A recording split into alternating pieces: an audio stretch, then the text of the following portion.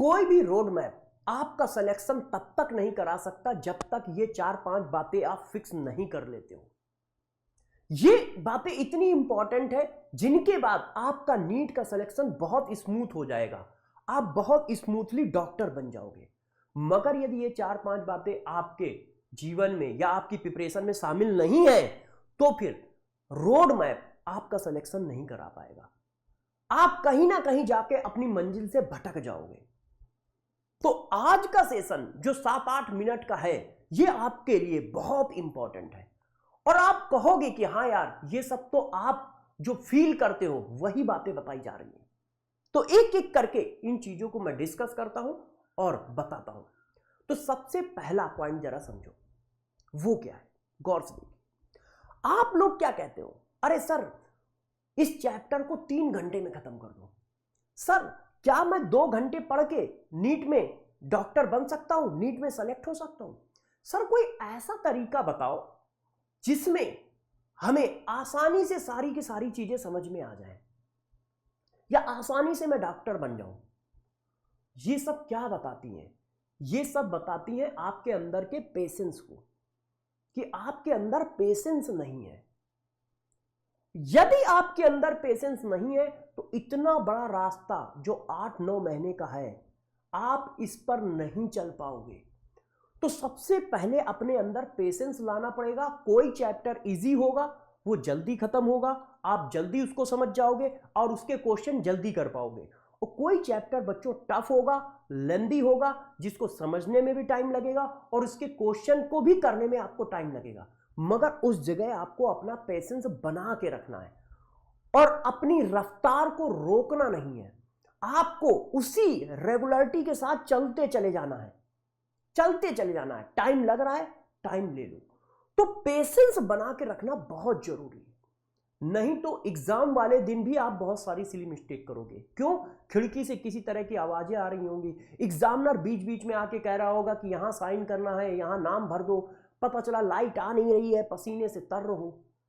तो उस जगह भी ये पेशेंस ही काम आएगा। तो सबसे पहले पेशेंस लेके पढ़ाई करें।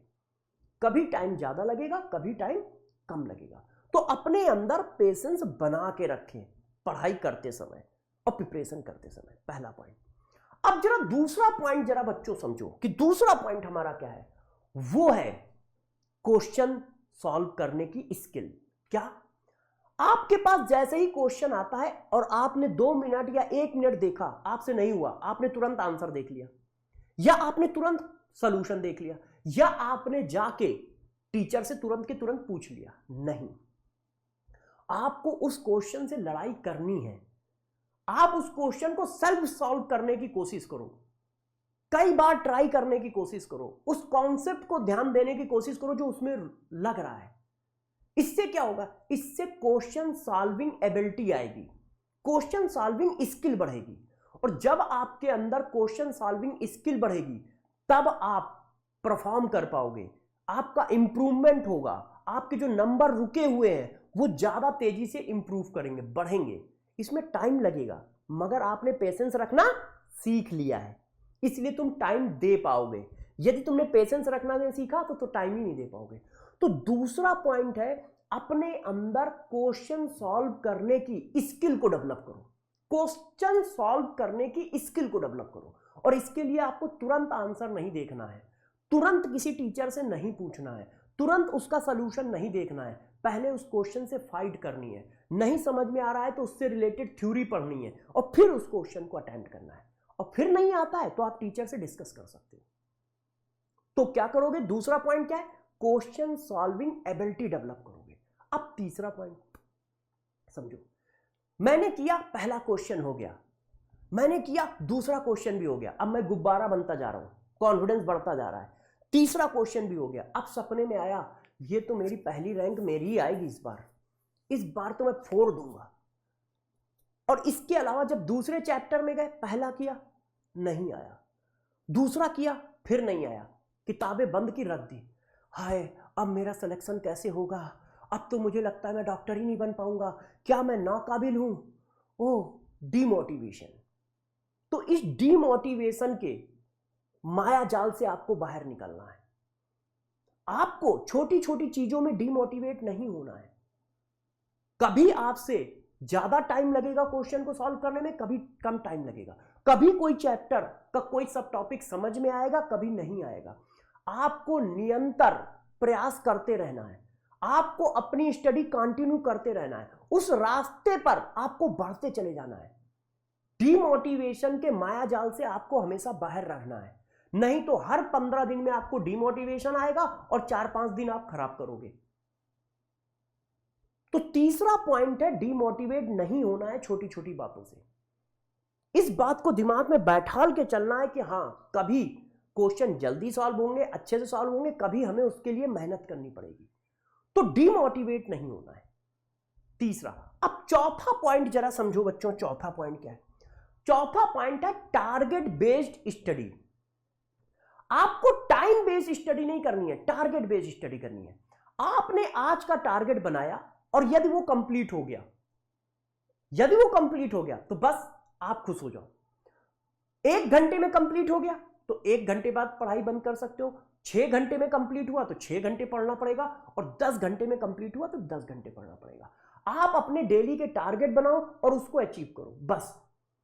ऐसा कोई रूल नहीं है कि हमें 6 घंटे पढ़ना है, 10 घंटे पढ़ना है, 8 घंटे पढ़ना है।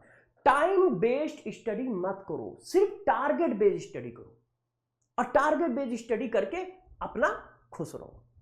पांचवा पॉइंट क्या है, जरा इसको समझो। इसको हम एक कहानी की तरह समझाते हैं, जरा समझिएगा। एक व्यक्ति को पता होता है कि यार इस जमीन में कहीं ना कहीं पानी जरूर है, और 100 मीटर को खोदने पर पानी मिल जाएगा। उसने ये बात कहीं पढ़ रखी है, मगर वो 10 मीटर खोदता है, 12 मीटर खोदता है, तो उसको लगता है यार शायद यहां पानी नहीं है। फिर वो उसके बगल में 20 मीटर खोदता है, उसको लगता है शायद यार यहां भी पानी नहीं है। फिर वो 40 मीटर खोदता है अगली जगह पे, उसको लगता है शायद यहां भी पानी नहीं है। फिर वो खोदना छोड़ देता है। अब देखो बच्चों कि हुआ क्या है। उसने 20, 10 और 40 करके 70-80 मीटर खोद लिया है, मगर 100 मीटर खोदने पे पानी है। मगर उसको अपने पे डाउट आ गया कि शायद उसने ये बात गलत पढ़ रखी है, या शायद वो अच्छे से एनालाइज नहीं कर पा रहा है। तो बहुत सारे बच्चे यही होते हैं, 3 महीने बहुत अच्छी स्टडी करते हैं, 4 महीने बहुत अच्छी स्टडी करते हैं, मगर अपनी मंजिल तक पहुंचने से पहले उनको खुद में डाउट होने लगता है, अपने पे उनको बिलीव ही नहीं रह जाता है, जिसकी वजह से वो भटक जाते हैं, पढ़ाई को कम कर देते हैं, या फिर वो उस डायलिमा में चले जाते हैं जो सेल्फ डाउट का डायलिमा है। तो आपको अपने अंदर सेल्फ बिलीव रखना पड़ेगा। पांचवा पॉइंट ये है, आपको सेल्फ बिलीव रखना पड़ेगा। सेल्फ डाउट के वो बना हुआ है घेरा, उससे बाहर आना पड़ेगा। आपको अपने अंदर कॉन्फिडेंस रखना पड़ेगा कि आप ये सारी चीजें कर पाओगे। आप धीरे धीरे रेगुलर मेहनत करते करते करते करते उस मंजिल तक पहुंच पाओगे जो आपको डॉक्टर बनाएगी। तो पांचवा पॉइंट ये है कि सेल्फ बिलीव रखो। हर 10 दिन में रोड मैप मत चेंज करो, हर 10 दिन में अपना नया टाइम टेबल मत बनाओ। हर टाइम टेबल, हर रोड मैप को कम से कम 3 महीने तक फॉलो करो, उसके बाद जाके कोई डिसीजन लो, उससे पहले नहीं, उससे पहले नहीं। तो सेल्फ में बिलीव रखना है आपको। हर 15 दिन में नया टाइम टेबल नहीं बनाना है, हर 15 दिन में नया रोड मैप नहीं बनाना है। सेल्फ बिलीव रखो, उसको फॉलो करो। पांचवा पॉइंट ये, यदि इन 5 बातों को आप ध्यान रखोगे तो आप किसी भी रोड मैप से सेलेक्ट हो सकते हो, किसी भी टेस्ट सीरीज से सेलेक्ट हो सकते हो, किसी भी बैच से सेलेक्ट हो सकते हो, और कोई भी सेट ऑफ टीचर आपको सेलेक्ट करा सकता है। बस ये 4-5 पॉइंट आपको अपने अंदर रखने हैं और इनके हिसाब से पढ़ाई करनी है, पढ़ाई करनी। हां, पढ़ाई करते समय यदि किसी बच्चे के पास किसी तरह की आर्थिक प्रॉब्लम आती है, फाइनेंशियल प्रॉब्लम आती है, तो उसके लिए पूरी संकल्प वेदांतु की टीम आपके साथ है, और वो आपके लिए बीच बीच में कुछ ऐसी चीजें जरूर लाती रहेगी जैसे आपकी हेल्प हो सके और आप बैच ले सके। इसी वजह से आप लोगों को मंथन सुपर अचीवर बैच, जो 600 से ऊपर बच्चे हैं उनको फ्री दिया गया है। इस बैच के साथ साथ मंथन 2.0 बैच भी इन बच्चों को फ्री है, और इसका एक form, Google form description box में पड़ा है, उसको भरना है और भर के ये बैच आपको अलॉट कर दिया जाएगा, टीम आपको अलॉट कर देगी। फ्री बैच है मंथन सुपर अचीवर बैच, और साथ साथ में मंथन 2.0 बैच भी फ्री है।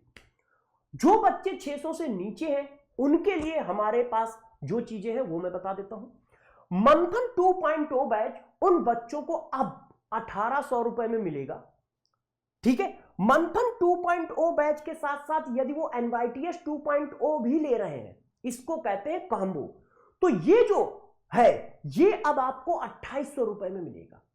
और ये सारे ऑफर सिर्फ 15, 16, ठीक है, और 14 अगस्त तक है, 3 दिन के लिए है। यदि कोई बच्चा सिर्फ NYTS 2.0 लेना चाहता है, जो NCERT based year long test series है, जिसमें 25-26 टेस्ट है, और इसको इस तरह से डिजाइन किया गया है कि पूरा सिलेबस 4 से 5 बार रिवाइज हो जाए। चैप्टर वाइज टेस्ट भी है, सब्जेक्ट वाइज टेस्ट भी है, कुमुलेटिव टेस्ट भी है, फुल टेस्ट भी है, कंप्लीट 11th भी है, कंप्लीट 12th भी है, और कंप्लीट पूरा नीट का सिलेबस भी है। ये टेस्ट सीरीज यदि एट होम वाली लेते हो तो पहले ये 2000 की थी, अब वो 1500 की मिल जाएगी आपको। ऑनलाइन लेते हो तो पहले 1000 की थी, अब वो 850 पे मिल जाएगी। यदि आप चाहते हो कि ऑफलाइन सेंटर पे जाके हम दें, जैसे नीट का पेपर देते हैं, तो वो टेस्ट सीरीज आपको अब 5000 में मिल जाएगी, जो पहले 6000 की थी। ये सारे ऑफर बच्चों आपके लिए 14 अगस्त, 15 अगस्त और 16 अगस्त तक वैलिड है। तो आप अपनी प्रिपरेशन को बूस्ट कर सकते हो। जहां पर भी आप कमजोर हो, जहां पर भी आपको दिक्कत है, आपको बैच की जरूरत है, तो आप बैच ले सकते हो। आपको एक अच्छी टेस्ट सीरीज की जरूरत है जो लगातार आपका एनालाइज करता रहे आपके नंबरों को, तो आप ले सकते हो।